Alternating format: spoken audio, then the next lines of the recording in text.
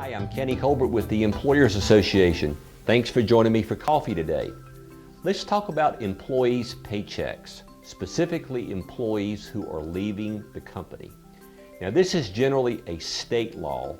I'm going to talk specifically about North and South Carolina, but you'll need to check the laws in the states where you have employees.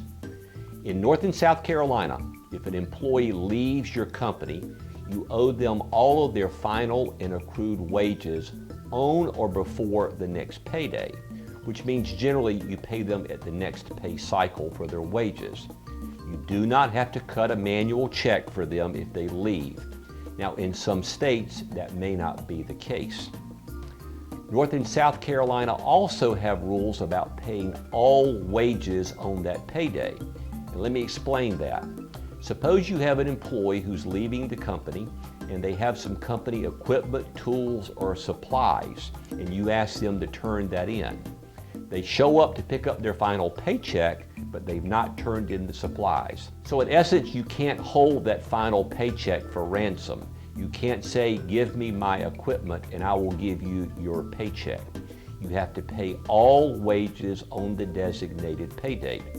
If the employee doesn't show up to pick up his paycheck, then that means you simply put it in the mail or direct deposit or whatever means you use to pay your employees. North Carolina wage and hour law specifically talks about unused but accrued vacation time and commissions, and when do you have to pay those out. The law is very specific. It says all accrued but unused vacation time has to be paid out on the next available paycheck after termination, unless you have a written forfeiture policy.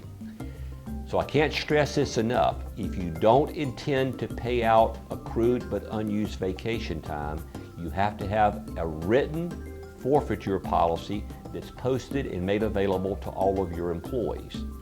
Here are a couple of examples that you may want to consider. One policy says, if you offer to work a 2 weeks notice, we will pay out your vacation time. You don't offer to work it, we don't pay it out. Here's another one. If you're involuntarily separated for any reason other than lack of work, we will not pay out your accrued but unused vacation time.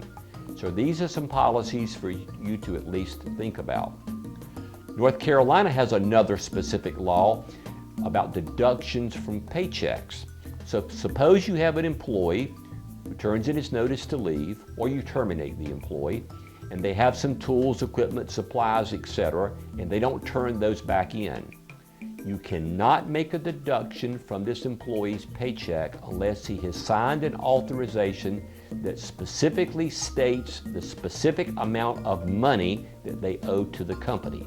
So for example, if you leave the company, you will owe me $12.13 for this wrench that you have.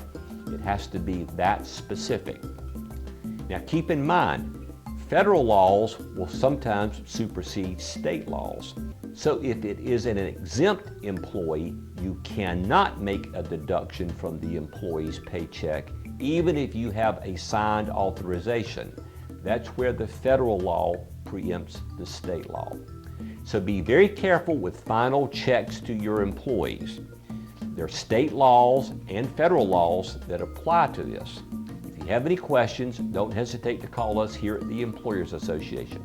Thanks very much.